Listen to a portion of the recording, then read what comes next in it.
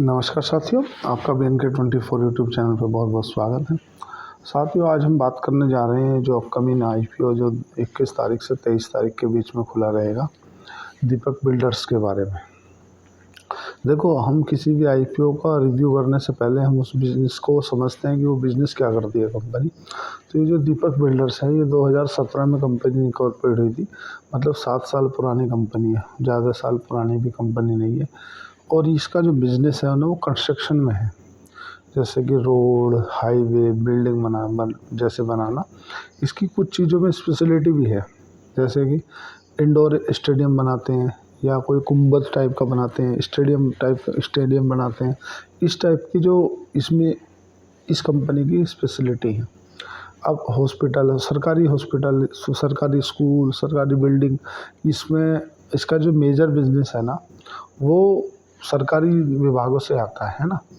अब हम बात करते हैं, कंपनी हमने समझ ली कि कंपनी 2017 में इनकॉर्पोरेट हुई थी। अब हमने ये समझ लिया कि कंपनी का बिज़नेस क्या है, कंपनी कंस्ट्रक्शन से रिलेटेड काम करती है। अब हम समझते हैं कि कंपनी के क्लाइंट कैसे हैं। क्लाइंट बेस भी बहुत ज़रूरी है ना। कंपनी के जो क्लाइंट हैं सब, जैसे इंडियन रेलवे हो गया और IOC, Indian oil corporation of India हो गया, HPCL, BPCL, इस तरह की जो कंपनी है, जो सरकारी कंपनी है। अभी रिसेंट में कंपनी के अगर हम रेवेन्यू की बात करें तो रेलवे से कंपनी को 66% का रेवेन्यू आया है। अब हमने ये देख लिया, अब हम बात करते हैं कि कंपनी का बिजनेस कहाँ कहाँ फैला है। देखो, इस जो दीपक बिल्डर्स है ना, इस कंपनी का ज़्यादातर जो बिजनेस है ना, वो तुम्हारा पंजाब, हरियाणा, दिल्ली, राजस्थान और उत्तराखंड जैसे राज्यों से आता है। ज़्यादातर हरियाणा में प्रेजेंस है इसकी। हरियाणा, दिल्ली, पंजाब है, फिर उसके बाद राजस्थान, कुछ उत्तराखंड से भी आता है। अभी वर्तमान में इस कंपनी के पास में 1380 करोड़ के ऑर्डर्स पड़े हुए हैं।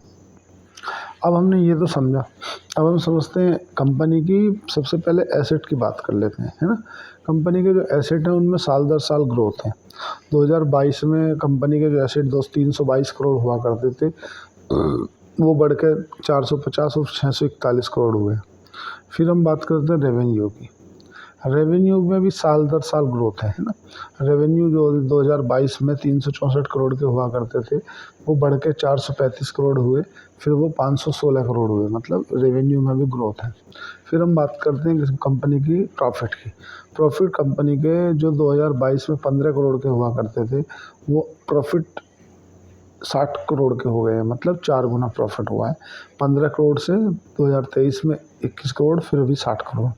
अब हम बात करते हैं OPM की, मतलब ये जो कंपनी काम कर रही है ना, इसमें ऑपरेटिंग प्रॉफिट मार्जिन कितने परसेंट का है इसका। एक समय में जो इसका 4-5% का मार्जिन हुआ करता था, अभी बढ़कर लगभग 12% हो गया है, मतलब ऑपरेटिंग प्रॉफिट मार्जिन सही है। अब हम बात कर लेते हैं कंपनी की नेटवर्थ की। तो नेटवर्थ जो है वो कंपनी की, वो भी साल दर साल ग्रोथ है। नेटवर्थ कंपनी की 2022 में 70 करोड़ की हुआ करती थी, 2023 में 90 करोड़ की हुई, और 2024 में 141 करोड़ की नेटवर्थ है कंपनी की, जो कि नेटवर्थ में भी अच्छी ग्रोथ है। अब हम कंपनी के रिजर्व की बात कर लेते हैं। 2022 में जो कंपनी के रिजर्व हुआ करते थे वो 48 करोड़ हुआ करते थे, 2023 में बढ़ के हो गए 64 करोड़, और भी वर्तमान में कंपनी के पास में 124 करोड़ रुपए के रिजर्व है, जो कंपनी के पास में रिजर्व भी अच्छे हैं।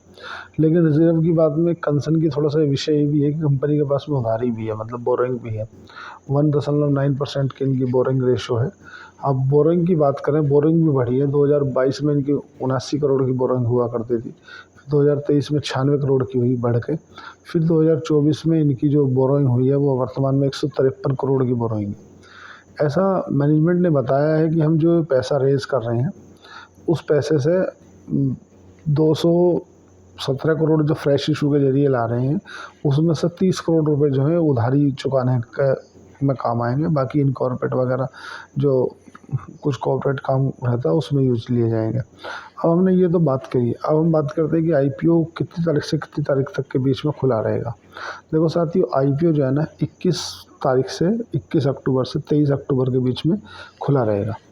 और IPO का जो प्राइस बैंड है ना, वो है 192 रुपये से लेकर 203 रुपये।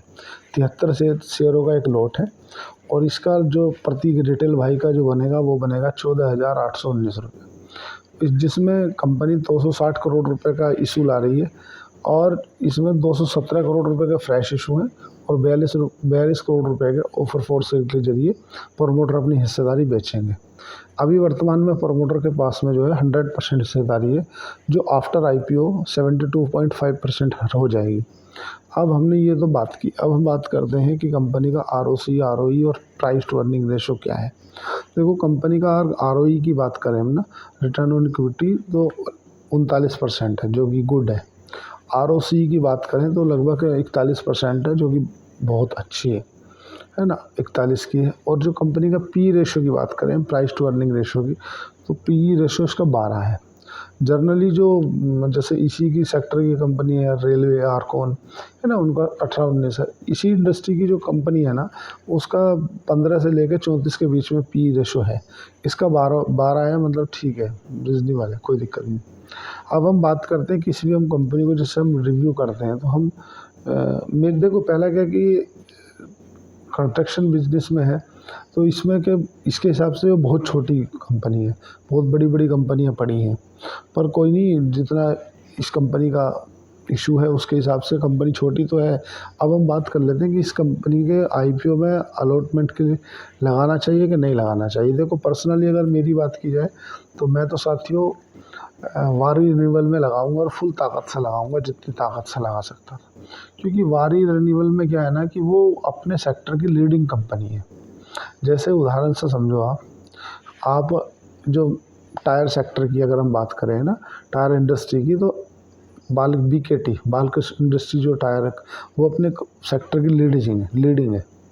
वो इंडिया में कम है उसका, यूरोप वगैरह में ज़्यादा काम है, इसलिए आपको ऐसा फील हो रहा होगा कि MRF बड़ी है। MRF बड़ी नहीं है, MRF का शेयर प्राइस बड़ा है, बट उसके जो फ्री फ्लोट शेयर है ना मार्केट में, वो बहुत कम है ना। इसीलिए आपको MRF के शेयर का प्राइस बड़ा होने के कारण MRF बड़ी दिखती है। बट जो बड़ी इंडस्ट्री है ना, टायर इंडस्ट्री में जो सबसे बड़ी कंपनी है वो है BKT बालकृष्ण इंडस्ट्री। अभी हमने ये बात की, लीडिंग कंपनी है ना।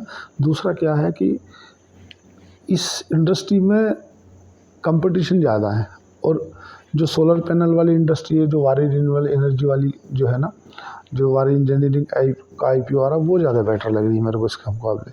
इसका जो वर्तमान में GMP चल रहा है, वो चल रहा है 20% का, है ना, लगभग 1600-1700 रुपये जैसा प्रॉफिट आ रहा है इस कंपनी का। चलो हम 4-5 पैरामीटर जांच ही लेते हैं। हम इस कंपनी की नेगेटिव की बात कर लेते हैं, पॉजिटिव की बात कर लेते हैं। देखो, कंपनी की पहले हम पॉजिटिव बात करते हैं। कंपनी का जो PE रेशो है ना, वो सस्ती वैल्यूएशन पे आ रही है, मतलब अच्छा है ना। दूसरा क्या है कि कंपनी का जो अर्निंग EPS है वो भी बेटर है। कंपनी की जो अभी वर्तमान में GMP चल रही है वो भी अच्छी है। सेक्टर अच्छा है, सदाबहार सेक्टर है, हमेशा डिमांडिंग रहने वाला है। वैल्यूएशन अच्छी है, और जो कंपनी का ऑपरेटिंग प्रॉफिट मार्जिन है ना, वो साल दर साल बढ़ रहे हैं, वो कंपनी के लिए अच्छा है। कुछ नेगेटिव भी होगा, ऐसा नहीं, दोनों तरफ से हम बात करेंगे। कंपनी के नेगेटिव भी है। नेगेटिव क्या है? नेगेटिव में है जैसे कंपनी ये जो है ना कंस्ट्रक्शन की है ना, इसमें कंपटीशन बहुत ज़्यादा है। छोटे बड़े बिल्डर्स, कुछ लोकल बिल्डर्स हैं, उनके साथ में कंपटीशन है ना, बड़े बड़े बिल्डर्सों के साथ कंपटीशन है। तीसरा क्या है कि इसका जो कर्जा है 153 करोड़ रुपए का कंपनी के ऊपर कर्ज है। अगर ये फुल, हालांकि इसके पास रिजर्व भी है 124 करोड़ के, चाहे तो अपना रिजर्व से भी पैसा ले सकती है, पर जितना ये बताया है मैनेजमेंट ने कि हम 153 करोड़ में से 30 करोड़ रुपए जैसी उधारी चुकाएंगे, उसके बाद भी कंपनी के पास में 1:2 की उधारी रह जाएगी, मतलब 124 करोड़ का रिजर्व और 123 करोड़ की उधारी। तो डेट फ्री होती तो ज़्यादा बेटर रहता। जैसे कि अभी वारी इंजीनियरिंग की, मैं किसी कंपनी की कोई बड़ाई नहीं कर रहा, ना मैं रिकमेंड कर रहा हूँ। आप अपनी एनालिसिस अपने फाइनेंशियल एडवाइज़र से सलाह करके ही करें।